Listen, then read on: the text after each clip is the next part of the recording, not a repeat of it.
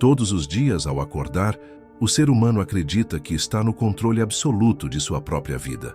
Existe a ilusão reconfortante de que cada escolha, desde o que comer no café da manhã até a rota escolhida para ir ao trabalho, é fruto de uma decisão consciente, pensada e calculada.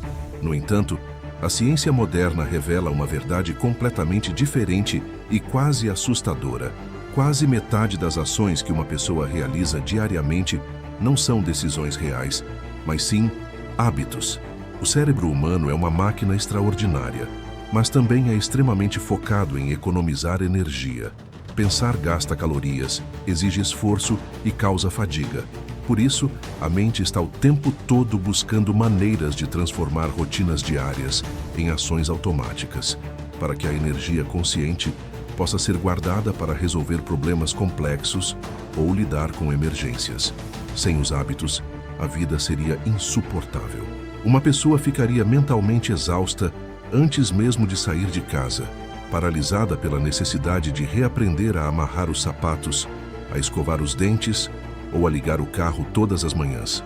Para entender a força invisível que governa o comportamento humano, é preciso olhar para uma pequena estrutura do tamanho de uma bola de golfe, escondida bem no centro do cérebro, chamada gânglios basais.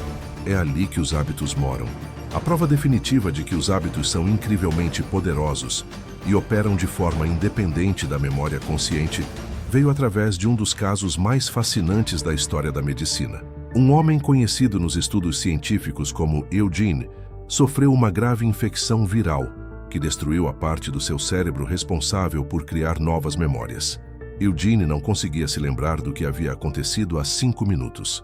Ele não sabia onde ficava a cozinha da sua nova casa, não lembrava o que tinha comido e esquecia as conversas logo depois que elas terminavam.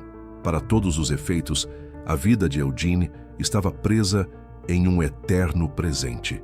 No entanto, algo extraordinário começou a acontecer. Mesmo sem conseguir desenhar a planta da própria casa ou dizer onde ficava a geladeira, quando Eugene sentia fome, ele simplesmente levantava do sofá, caminhava até a cozinha, abria a porta certa da geladeira e pegava comida. Como um homem sem memória conseguia fazer isso? A resposta mudou tudo o que se sabia sobre a mente. Os cientistas descobriram que, embora o cérebro consciente de Eugene estivesse danificado, seus gânglios basais estavam intactos.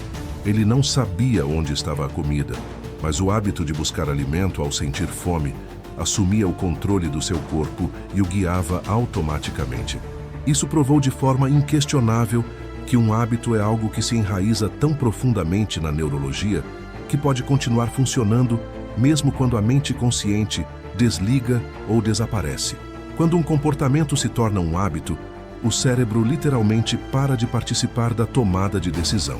Ele entra em modo de repouso, deixando a ação rolar no piloto automático. É por isso que é tão difícil quebrar um padrão negativo, como fumar, comer compulsivamente ou procrastinar. Não é apenas uma questão de falta de força de vontade ou fraqueza moral. É um mecanismo neurológico programado para funcionar sozinho, resistindo ferozmente a qualquer tentativa de mudança consciente. O funcionamento de qualquer hábito, seja ele o de correr uma maratona todos os dias ou o de roer as unhas diante da televisão, obedece sempre a uma regra simples, um ciclo de 3 etapas conhecido como o loop do hábito. Tudo começa com a primeira etapa, a deixa. A deixa é o gatilho, o botão de ligar. É um sinal que diz ao cérebro para entrar no piloto automático e qual comportamento deve ser ativado. Pode ser qualquer coisa, um horário específico do dia, um lugar, uma emoção, a presença de certas pessoas ou uma sequência de ações que acabou de acontecer. O cheiro de pão quente na padaria, a notificação vibrando no celular, o sentimento de ansiedade antes de uma reunião, todos esses são gatilhos poderosos. Assim que o cérebro reconhece a deixa, ele desliga a parte consciente e passa o controle para a segunda etapa do ciclo, a rotina. A rotina é a ação em si, o comportamento automático que foi engatilhado. Pode ser uma ação física, como acender um cigarro ou calçar os tênis de corrida. Pode ser mental, como começar a pensar em problemas passados. Ou pode ser emocional, como explodir de raiva quando se é contrariado. A rotina é aquilo que as pessoas geralmente chamam de hábito, mas ela é apenas o meio do caminho. É a resposta mecânica do corpo e da mente ao gatilho que foi ativado. E por que o cérebro se dá ao trabalho de executar essa rotina sem pensar? É aqui que entra a terceira e mais importante etapa do ciclo. O motor que mantém tudo funcionando, a recompensa. A recompensa é o prêmio final, o motivo pelo qual o cérebro decide que vale a pena memorizar esse ciclo para o futuro. Pode ser a dose de nicotina ou açúcar no sangue, a sensação de alívio por evitar uma tarefa difícil, a distração rápida que o celular oferece ou a descarga de endorfina após um exercício físico. A recompensa ajuda o cérebro a decidir se aquele loop específico deve ser guardado ou esquecido. Quando a deixa, a rotina e a recompensa se conectam diversas vezes, algo mágico e perigoso acontece. O cérebro começa a antecipar a recompensa antes mesmo de a rotina começar. Esse é o momento em que nasce o anseio. O simples fato de ver o gatilho já faz o cérebro sentir o gosto do prêmio. É esse anseio esmagador que impulsiona o comportamento, tornando o hábito praticamente automático e, muitas vezes, impossível de ser ignorado apenas com a força de vontade bruta. Entender esse ciclo não é apenas uma curiosidade biológica, é a chave mestra para desmontar o piloto automático da vida e retomar o controle do próprio destino. Compreender a anatomia de um hábito é como descobrir a senha de um cofre que esteve trancado a vida inteira. A grande revelação que a neurociência traz é que os hábitos não podem ser simplesmente apagados da memória ou destruídos pela força bruta. Uma vez que o cérebro codifica o ciclo de deixa, rotina e recompensa, esse padrão permanece gravado nas estruturas neurais, pronto para ser reativado ao menor sinal do gatilho conhecido.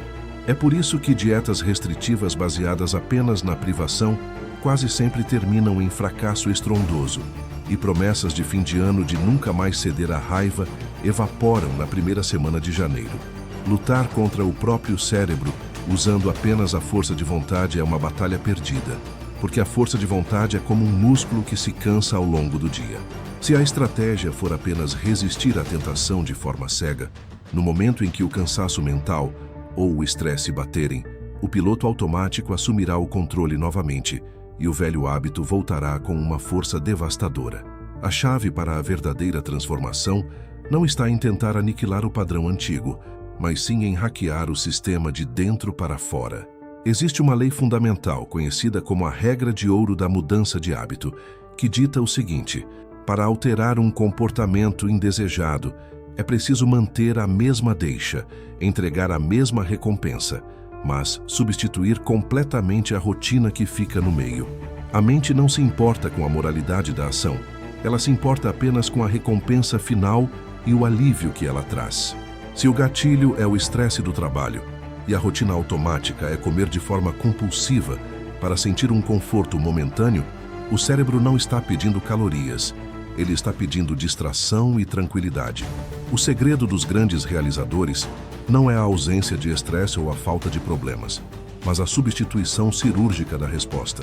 Quando a pressão ataca, eles usam exatamente a mesma deixa, mas trocam a rotina destrutiva por uma caminhada acelerada, por um exercício de respiração ou por uma imersão rápida em uma leitura edificante. A recompensa final, a quebra da tensão, é entregue ao cérebro, satisfazendo o anseio biológico, mas a ação executada construiu o corpo ou a mente, em vez de destruí-los. Ao aplicar essa regra de ouro, qualquer padrão de fracasso pode ser desmontado e revertido. O primeiro passo, muitas vezes doloroso, é a autoanálise implacável. Exige parar no exato instante em que o impulso ataca e fazer perguntas incômodas. O que realmente acionou essa vontade incontrolável de procrastinar? Foi o tédio? Foi o medo de falhar na tarefa que está sobre a mesa? E o que, de fato, se está buscando ao ceder a esse impulso de pegar o celular? Quando o mapa do próprio comportamento é desenhado com clareza brutal, a mudança deixa de ser uma questão de sorte ou de motivação barata e passa a ser uma questão de engenharia comportamental fina. No entanto, tentar alterar todos os hábitos disfuncionais de uma única vez é o caminho mais rápido para o esgotamento total. A vida humana é uma teia onde tudo está interligado, E é aqui que entra o conceito mais poderoso para a construção de uma realidade de alta performance: os hábitos angulares. A ciência descobriu que nem todos os hábitos têm o mesmo peso na balança do cérebro. Alguns comportamentos são tão cruciais, tão centrais para a identidade de uma pessoa, que, quando alterados, desencadeiam uma verdadeira reação em cadeia, transformando dezenas de outras áreas da vida que pareciam não ter absolutamente nenhuma relação entre si. Imagine uma pedra pesada sendo atirada no centro de um lago sereno. O impacto inicial cria ondas poderosas que se espalham até atingir e modificar as margens mais distantes. O hábito angular é essa pedra. O exemplo mais clássico e cientificamente validado disso é a prática de exercícios físicos regulares. Quando uma pessoa sedentária decide, de forma inegociável, começar a treinar todos os dias, algo quase mágico acontece nos meses seguintes.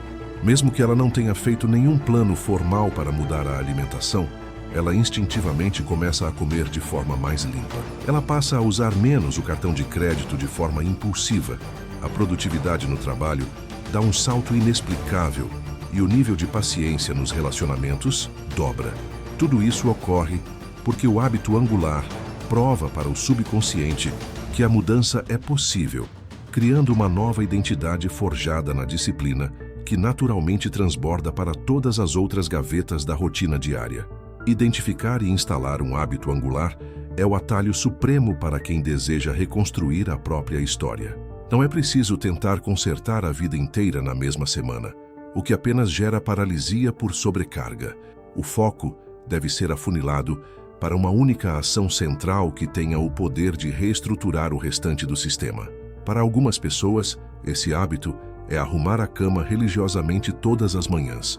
Um ato de segundos que programa o cérebro com a primeira vitória do dia e instaura um padrão de ordem que rejeita a bagunça mental nas próximas horas. Para outras, é o simples ato de registrar cada centavo gasto em um caderno, o que muda instantaneamente a forma como enxergam o próprio trabalho e o futuro. O comportamento em si varia de pessoa para pessoa, mas o efeito neurológico é sempre o mesmo: a geração contínua de pequenas vitórias. Essas pequenas vitórias são o combustível premium da autoconfiança. Elas enviam uma mensagem poderosa e silenciosa para a mente de que o indivíduo está no comando do próprio barco e não à deriva.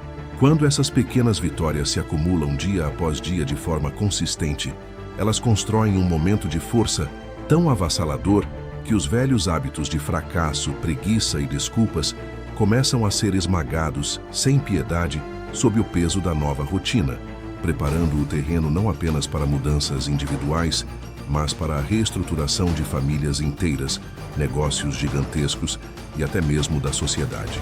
Mas existe um momento crítico nessa jornada de reconstrução mental, um ponto de ruptura invisível, onde a perfeita teoria dos livros colide violentamente com a brutalidade fria da realidade diária. Quando o estresse atinge o seu limite máximo no ambiente de trabalho, quando uma tragédia bate à porta sem avisar, ou simplesmente quando a exaustão física e mental drena até a última gota de energia após uma semana de batalhas incessantes, o cérebro entra instantaneamente em modo de pânico e tenta de forma irracional voltar para o caminho mais fácil, rápido e conhecido.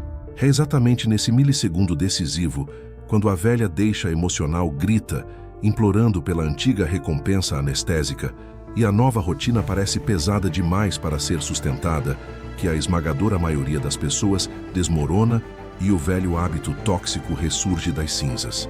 A ciência comportamental já provou que a técnica de trocar a rotina central, mantendo o gatilho e a recompensa, é um mecanismo incrivelmente poderoso. No entanto, ela possui uma falha estrutural gravíssima, se não for sustentada por um elemento invisível, imensurável, porém absolutamente inegociável para a vitória a longo prazo: a crença inabalável. Para que um novo e frágil padrão de comportamento sobreviva à tempestade perfeita das emoções humanas, o indivíduo precisa, no nível mais profundo de sua alma, acreditar cegamente que a mudança é permanente. A crença é a armadura de aço que protege o novo hábito quando a força de vontade cai de joelhos. E a descoberta mais fascinante sobre essa força, que chamamos de crença, é que ela é frágil e quase nunca consegue nascer na solidão. O ser humano é, em sua essência, uma criatura tribal, forjada para espelhar comportamentos ao seu redor e buscar desesperadamente a validação no bando. É por essa exata razão que os mentores implacáveis, as irmandades baseadas em princípios rígidos e as comunidades de alta performance são agentes de transformação tão letais contra os maus hábitos. Quando uma pessoa tenta enfrentar os seus próprios demônios completamente sozinha, a voz da dúvida sussurra de forma constante em seu ouvido, dizendo que o esforço é inútil. Mas no momento em que ela tem a coragem de se inserir em um ambiente forjado pelo crescimento, onde outras pessoas já sangraram e venceram a exata mesma batalha, a crença deixa de ser um esforço individual exaustivo e passa a ser uma força contagiante. Ver alguém de carne e osso, que estava no mesmo buraco negro de dependência ou mediocridade, conseguir reconstruir o próprio império, destrói por completo a desculpa vitimista de que, comigo a história é diferente. A mudança se consolida de forma inquebrável quando o indivíduo olha ao redor e percebe que o que antes ele julgava ser impossível se tornou a rotina básica e inegociável do seu novo círculo social. E é exatamente dentro dessa nova dinâmica de reconstrução de identidade que entra em cena a habilidade mais subestimada e valiosa que um ser humano pode cultivar, a força de vontade. Durante muito tempo, a cultura popular acreditou que a força de vontade era um dom genético que alguns sortudos possuíam e a grande massa estava fadada a não ter. No entanto, laboratórios revelaram sem sombra de dúvidas que ela não é uma habilidade abstrata do espírito.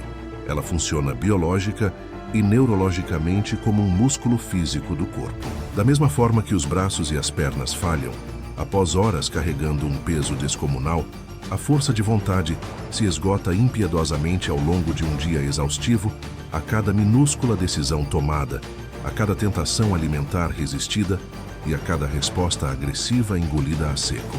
É por isso que é um processo fluido manter a disciplina nas primeiras horas da manhã, mas se torna uma tarefa impossível de Hércules não explodir de raiva no trânsito no final de um dia extenuante. O músculo da força de vontade está completamente fadigado e rasgado. O grande segredo dos gigantes que erguem negócios bilionários e das mentes indomáveis que não se dobram às circunstâncias não é ter uma reserva infinita de força de vontade, mas sim saber com precisão matemática como treiná-la incansavelmente e preservá-la de forma estratégica. Eles não gastam a sua valiosa energia lutando diariamente contra tentações desnecessárias.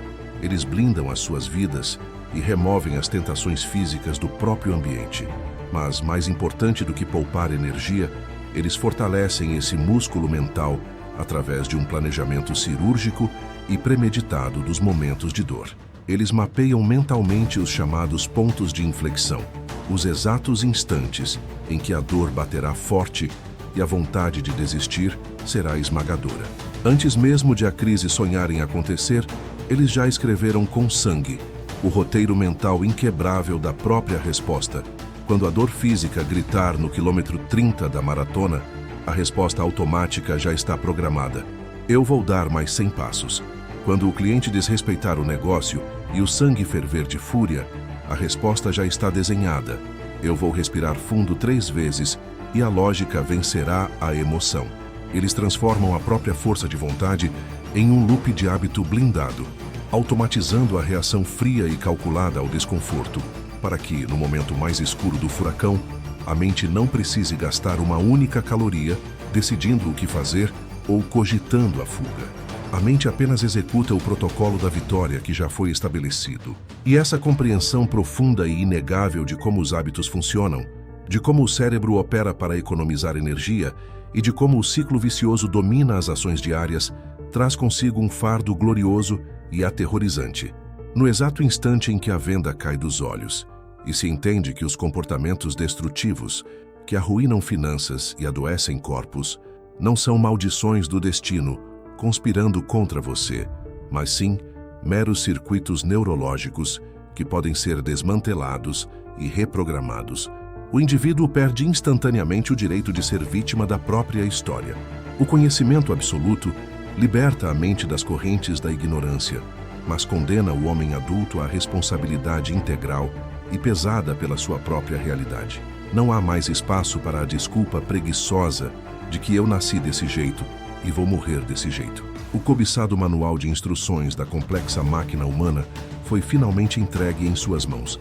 A mecânica oculta que dita o fracasso silencioso e o sucesso estrondoso foi exposta. A fonte de água foi descoberta no meio do deserto da estagnação.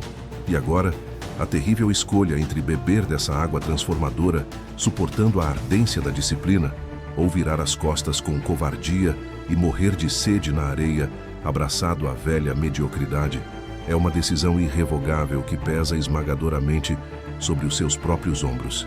Os hábitos são a água constante e imparável que esculpe, no silêncio dos dias, a dura rocha do destino.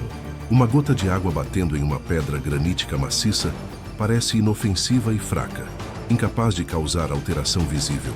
No entanto, a exata mesma gota, caindo de forma implacável e consistente, exatamente no mesmo ponto geométrico, década após década, acumula uma força colossal capaz de atravessar de ponta a ponta a montanha mais aparentemente inabalável do mundo.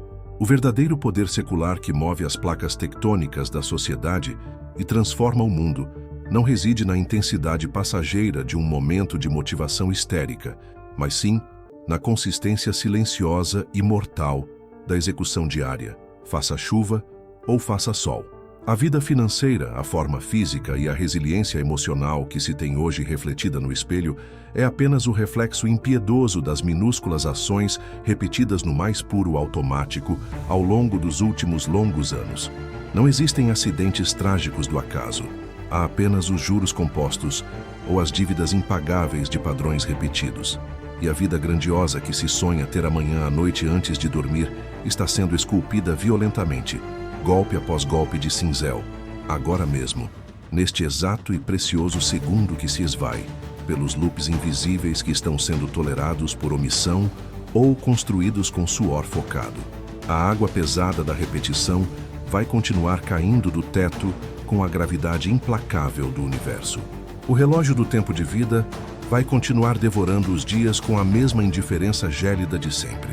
A única e derradeira pergunta definitiva, que exige uma resposta imediata a partir de hoje, é com firmeza brutal em qual direção exata, para qual ângulo específico, você vai escolher concentrar o fluxo incessante dessa água poderosa, para que ela pare de apodrecer as suas antigas fundações e comece, sob o seu comando totalitário, a esculpir a obra-prima indestrutível e magnânima da sua própria e única existência.